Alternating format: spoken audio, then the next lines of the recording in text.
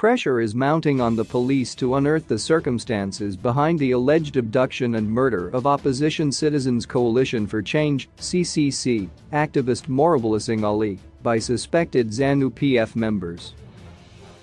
The police are being accused of concealing evidence to exonerate the ruling ZANU-PF party from the gruesome murder.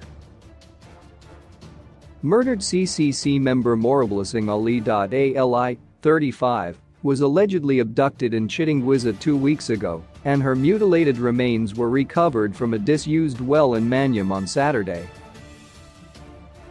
Police were as of late yesterday yet to conclude identification of the remains, while results of an autopsy are yet to be released.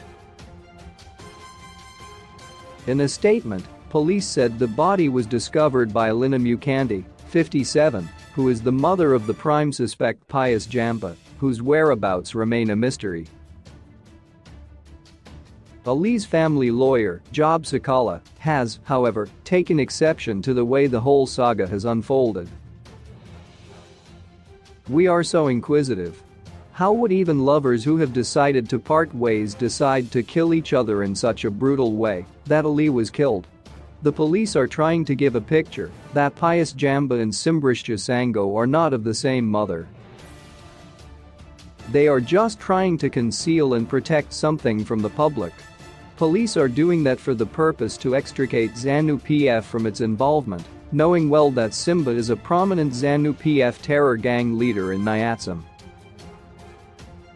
For them to remove ZANU-PF from the equation, they're trying to conceal that relationship," Sikhala told Newsday at Ali's funeral wake yesterday. "We want these people to be apprehended. We are not going to move back. We are going to continue demanding the apprehension of these people who murdered this innocent woman for no apparent reason. There is nothing whatsoever that can lead to taking human life which is sacrosanct.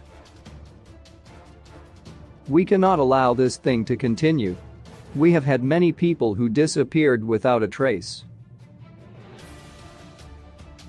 Itide Zamara was taken in the public glare in Glenview, and up to now, there is no closure to that case. "We want to know Ali's killers.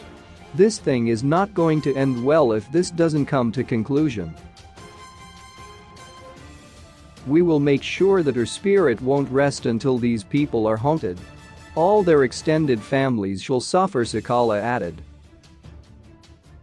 He vowed that, if a post-mortem is done excluding Ali's family, her remains would not be laid to rest. "We are not going to allow a post-mortem examination that will be done without my full participation as a family lawyer. We are not going to accept a post-mortem alone, we want a forensic examination. We want full disclosure of how she was murdered. We want full medical material facts that will assist to come to conclusion of this matter. I will not betray the trust the family has put in me to make sure that all due processes are done within the ambits of confidence and law," Sikhala declared. A family member who preferred anonymity accused the police of snubbing the family during investigations. "From the beginning, the police were not cooperating with us. At first, the police called Chisango and told him that they wanted Jamba at police and he said he would look for him. I once told the assistant inspector at Beatrice that our case wasn't being held well. We spent 3 days without knowing the RRB report received book number. There was a lack of cooperation until Saturday when I got the message that Ali's body had been found. But for now, I don't know the police officers handling the case," the family member said. When contacted for an update, National Police spokesperson Assistant Commissioner Paul Nyathi said, "We stand by the statement which we issued last night, Saturday."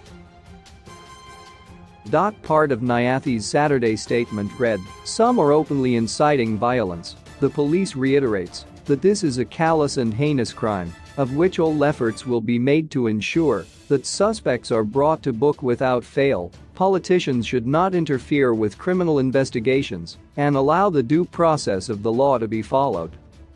The police will leave no stone unturned in order to locate the suspect Pius Jamba and any other suspect linked to this case.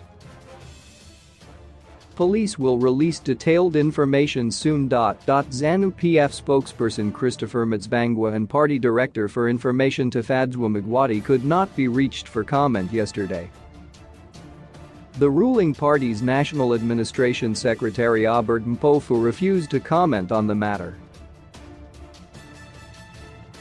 Contact Mtsvangwa or Magwati, he said curtly. Meanwhile, there has been an upsurge in politically related abductions and incidents of violence as political temperatures continue to rise ahead of the 2023 general elections. Non-governmental organization Zimbabwe Peace Project (ZPP), which has been documenting human rights abuses, said the patterns of intimidation, harassment, abductions and assaults implicating the ruling party continued unabated in the month of May.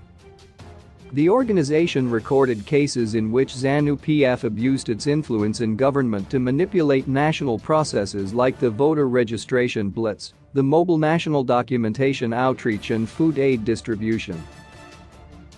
ZANU-PF ward leaders are allegedly holding meetings, mostly in Mashonaland, Mbingo and Manicaland provinces, threatening that if the ruling party lost the 2023 elections, they would, together with state security agents, unleash violence similar to that of the 2008 rerun that saw former Prime Minister Morgan Tsvangirai, now late, pulling out of the race, with then-President Robert Mugabe, also late, running the race. The violence was so unbearable that Mugabe won uncontested. So far, ZANU-PF has been responsible for 165 human rights violations in April and 193 in May, all related to how the party is closing down the space for opposition activity, ZPP said.